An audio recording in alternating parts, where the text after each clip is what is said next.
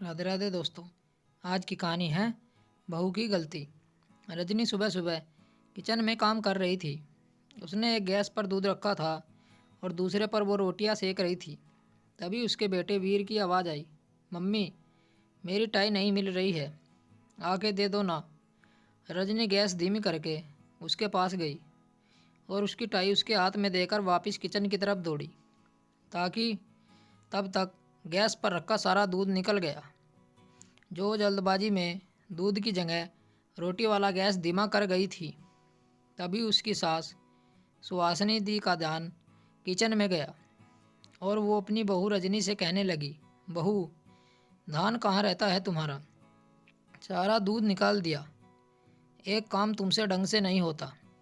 अरे कब सीखोगी तुम। रजनी ने ध्यान नहीं दिया और जल्दी जल्दी अपना काम करती रही। वो अपने पति आकाश का नाश्ता तैयार कर रही थी।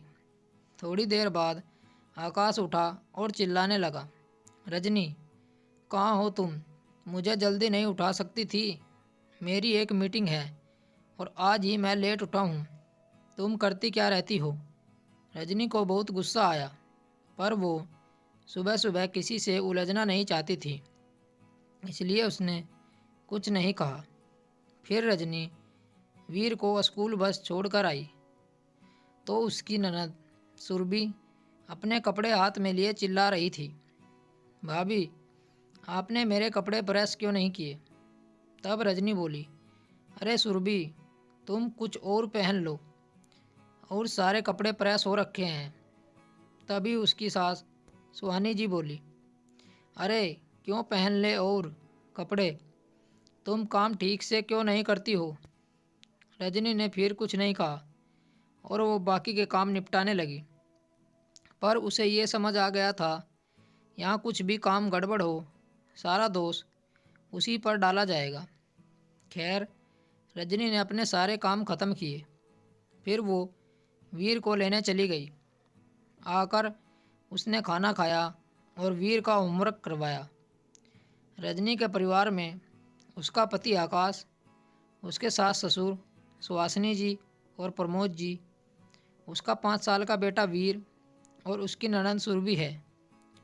रजनी अपने परिवार की हर ज़रूरत का ध्यान रखती है, पर ससुराल की हर गलती का दोष उसी पर मढ़ा जाता है। ये बात रजनी को अच्छी नहीं लगती है। शाम को रजनी ने सबके लिए चाय बनाई और सबको दी। तब तक उसका पति भी ऑफिस से आ गया था। आते ही उसका पति बोला, आज मैं लेट हो गया था तो बॉस ने बहुत डांट लगाई। वीर बोला, मम्मी आज आप मेरा टिफ़िन बैग में रखना भूल गई थी। तभी सुहासिनी जी बोली, अरे ये रजनी पता नहीं क्या करती रहती है, एक काम ठीक से नहीं करती, अपने पति और बच्चों का ध्यान नहीं रख सकती तो हमारा क्या रखेगी, काम करना ही नहीं आता इसे। तब रजनी बोली, हाँ मम्मी जी आप ठीक कह रही हैं, सारी गलती मेरी ही है, मैं ही गलत हूँ। पर आप जानती हो मैं क्यों गलत हूँ, क्योंकि मैं बहू हूँ और बहू को गलत कहना दुनिया का सबसे आसान काम है। मुश्किल तो अपने बच्चों की गलतियाँ बताने में आती है, क्योंकि अपने बच्चे को गलत कहने का मतलब है अपनी परवरिश को गलत कहना। पर गलती मेरी ही है, मैं आपको सब काम करके जो देती हूँ, फिर मेरे किए हुए काम में गलती ही तो निकालनी है, वो आप सब बड़ी जल्दी निकाल देते हो।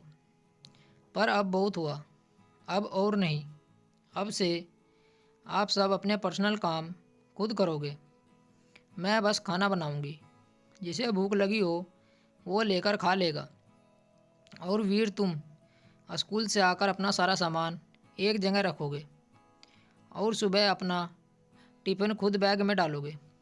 और सुरभि तुम भी अपने कपड़े खुद प्रेस करोगी और खाना भी खुद लेकर खाओगी।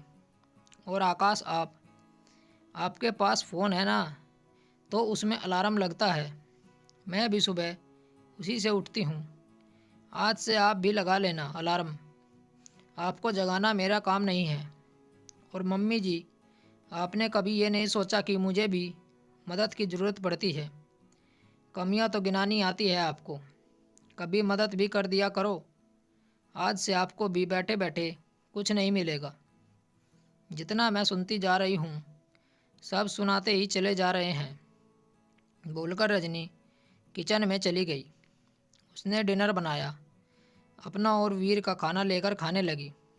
फिर सबको अपना खाना खुद लेकर खाना पड़ा, क्योंकि रजनी ने सब काम करने छोड़ दिए। दोस्तों, बात छोटी है पर पते की है। आपको अपने लिए खुद ही बोलना पड़ेगा, कोई और आपके लिए नहीं बोलेगा। स्टोरी को लेकर आपकी क्या राय है, नीचे कमेंट करके ज़रूर बताइएगा। ऐसी ही और बेहतरीन कहानियों के लिए हमारे चैनल को ज़रूर सब्सक्राइब करें। मिलते हैं आपसे एक और नई कहानी के साथ। तब तक जुड़े रहिए हमारे चैनल के साथ। कहानी सुनने के लिए आप लोगों का बहुत बहुत धन्यवाद। राम राम दोस्तों।